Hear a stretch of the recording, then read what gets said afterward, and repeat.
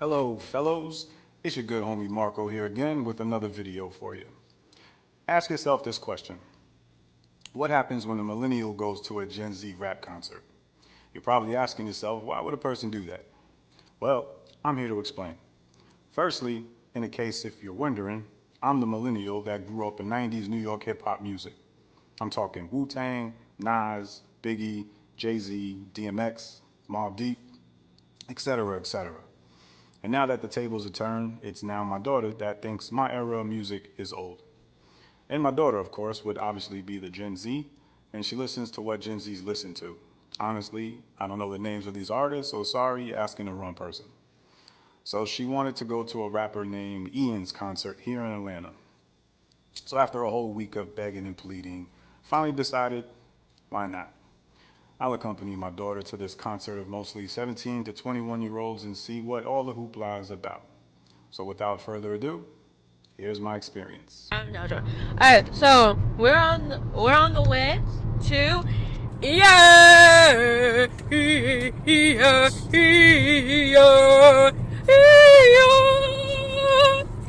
Daughter's dragging me not not dragging to a Gen Z concert that I wouldn't normally go to, but you know what?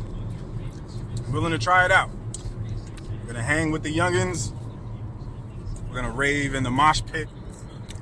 Alright, bye guys. See you soon in a minute. Yes. Woo! Woo! Woo! Woo! Out of the car, we have now arrived at Ian, okay? Yes. So now that we have arrived at Ian, we basically had to walk almost like 3 or 4 minutes to get to the end of the line. Well, yes. That line was Insane. very interesting. And mind you, we got there 2 hours before, like 2 Yeah. hours early, and the line was absolutely insane. But yes, it was freezing. It was very cold.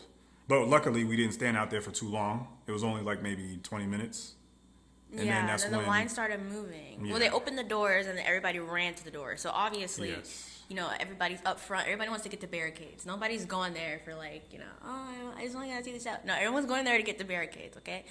The pit, not the chairs. Oh, Everybody yeah, wanted to be inside barricades, the yeah, pit. in the pit. Yes. And so we all go up to the front. We're all waiting in line. We get inside, check our stuff or whatever. Now we are inside of the pit. Now, mind you, there's like two sides. There's the right side and there's the left side. We're starting on the right side. Right side. If you're facing I mean, from the left stage, side. The left side. We're on the left yes, side. we started out on the left side of the pit, Yeah. where we were just standing, waiting for everything to set up. Everybody's coming in. Yeah. It's it's chaotic. A lot of people standing around Waiting. and are waiting, and like I said before, we were very lucky that Amaya had a friend. Yeah, there was a girl that I know. Her name is Izzy, and she was going to the concert, and then she texted me, and I forgot that she was even going. And I was like, oh my gosh, this is perfect. And she was at a good spot too. It was on. We had to move to the right side now, so we're now on the right side. We're like where the stairs are, and like where everything else is. Goodness, let me tell you, but we're like closer to barricades than we were when we were on the left side. So I was kind of happy. I could see Ian clear. So before we jump there, so as we're standing, prior to your friend texting you saying that she's there at the concert, we were standing there. We was gonna pretty much stand there the entire time if Miyo didn't get the text.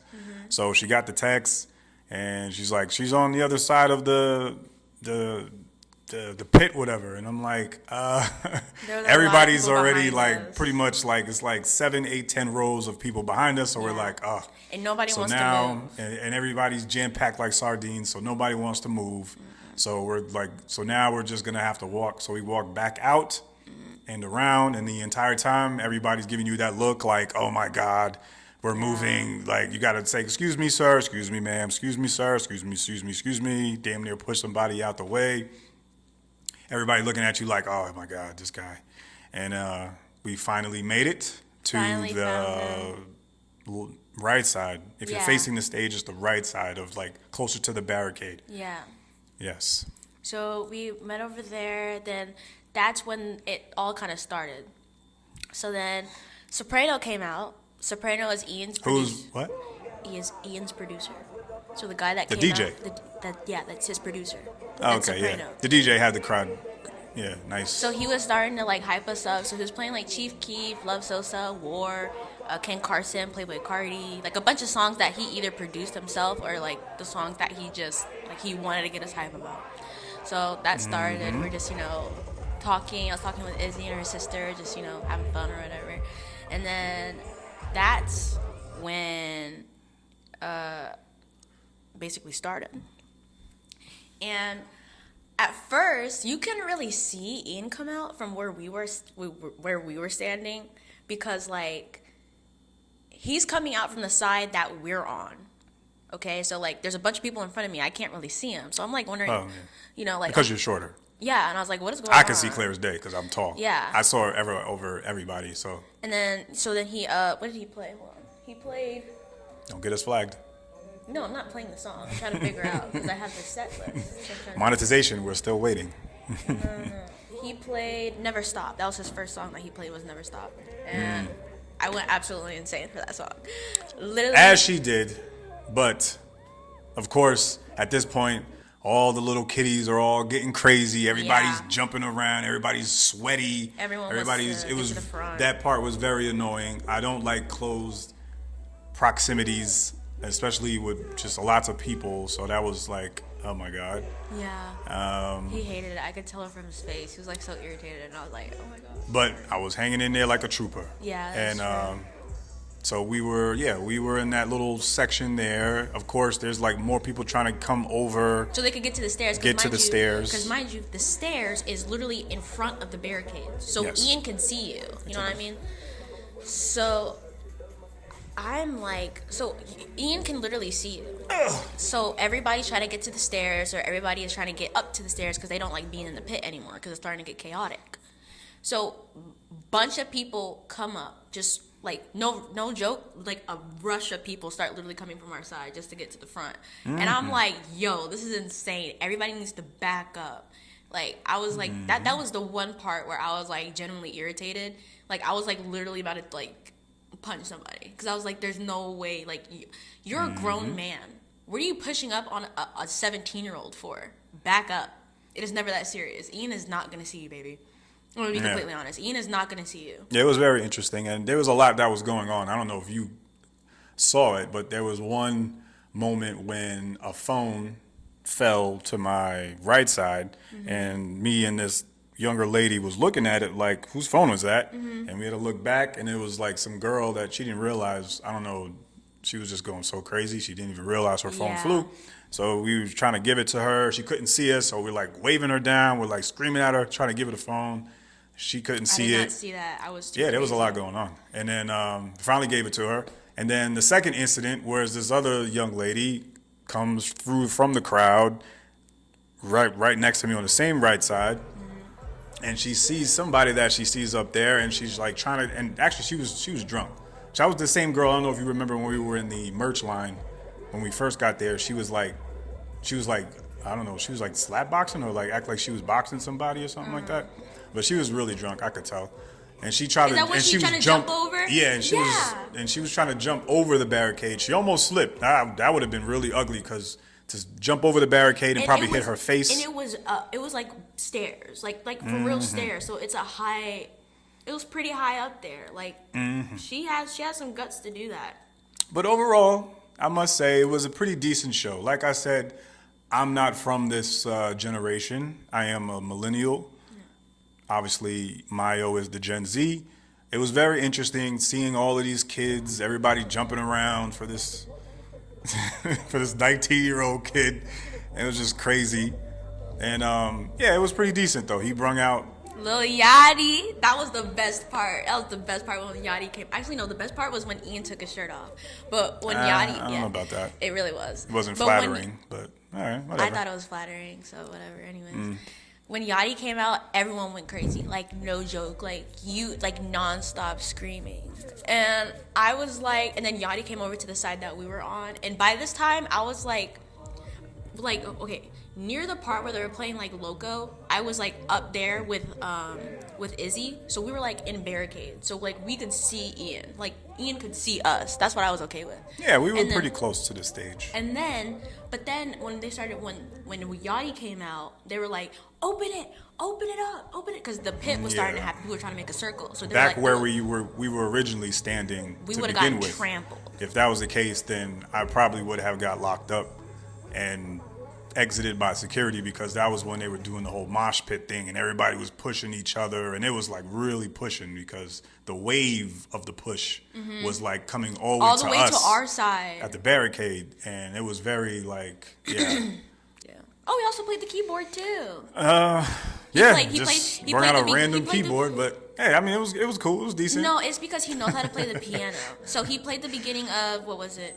I did before I passed. I never had passes. She don't know this menu say, so she don't know how to ask. Yeah, whatever that song was. I'm trying to figure out what song it was, but yeah, whatever song that was, which I know the lyrics. He played the beginning of that song, and that was pretty hype because everybody knows that song. Yes. And from the take of it all, like I said, me being a millennial, 90s New York hip hop music, I was thoroughly impressed. I actually took the time when we came out of the concert. We'll fast forward, but come back to it. Right. I actually listened to his albums. The first one, Valedictorian. Yeah, valedictorian. Like she, it was a decent mixtape that hosted by DJ Holiday, which I'm familiar with, of course, from the DJ drama era. And that mixtape, it was pretty decent, but all the songs almost sounded similar. Like every song had the same tempo. And but now I realized when I listened to the second album, this production had stepped up. Like he started to, experiment with a lot more different sounds. And that's why I say I give the kid credit, where, you know what I'm saying, it was some decent songs. And, you know what I'm saying, like I said, mine, I think the ones that stand out, I think was 3.5 and something Call. I don't remember the name of it. My Call? Yeah. My Call. Yeah, he was like kind of singing on there with a little bit. Yeah. Yeah. My call is my call. So, yeah. So then after show was good. Show was over. Then that's when I was like, all right, we need to go to the merch line because I already know it's gonna go crazy. So go to the merch line. The line has already started. People were already walking out. We're like, okay, well, we gotta find a way to get in this line somehow. The line wasn't even started. The line was like in 3 different But we actually did cut the line though. So we did cut the line. But the thing is the line wasn't even started for real. So there was no point. The only reason I think they didn't say anything because I think they saw me was kind of intimidated. It was just like, oh, there's this tall black dude. We're not going to say nothing to him, so we'll just. You could go ahead. They saw, I think that's what it was because I'm sure. Because you remember the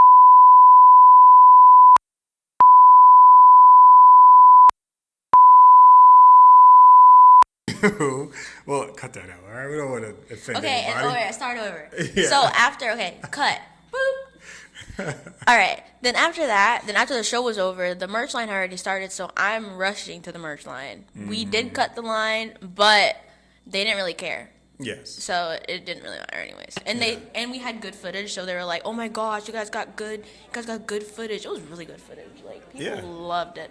But after that, we go into the line or whatever, and the sweatshirt was $80 and the shirt was $40. That was a little bit much, but I get it. That's concert merch. That's usually what they prices at. Now, I was a little bit upset at the valedictorian sweatshirt that I have on right now being $80, considering the fact that he's sold this before, I believe, just without the tour on the back. That's crazy. I could have made that. That's what's crazy about it. Okay. All right. But I did like the shirt, though. But I wouldn't be able to wear the shirt at school because it has an illegal substance on it. Mm-hmm. So I can't wear it to school. But, yeah. And then after that, it was amazing. It was good. I looked back on it. I got my sweatshirt. I am very much broke right now after buying it. But, it's whatever. The only reason why I would go to another Ian concert is because the vibe that you get from his music, to me, is very authentic. The way that he raps and the way that he kind of brings up the crowd is awesome. That's an amazing thing to do if you can get the crowd to go crazy like that. On every single time I see a video of him, especially on TikTok, he'd be like, Every single time I see a video of him, like especially on TikTok or something, like he's always hyping up the crowd, and that's what I love. I love when like an artist hypes up the crowd, and he does an amazing job of that. So I want to go every single time. Yeah. Yeah, that's good. I mean, like I said, I'm just opposite side of it, the hip hop purist, where I just, what you rap However, about is hopefully what you live. That's what I say. You know what I'm saying? 'Cause however, that concert did get me sick.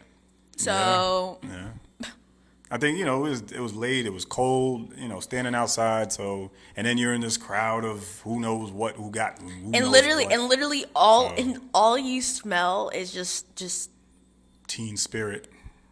yeah, that's all you smell. Awesome song by Nirvana, by the way. And and then after the show, just straight smoke. Like you couldn't even see anything. It was like all over from the crowd, from the stage. Yeah. So yeah. But it was an amazing experience, and I would definitely go again. Yeah. Thank you so much, Ian. So that was that. So in closing, any last words for our episode 2?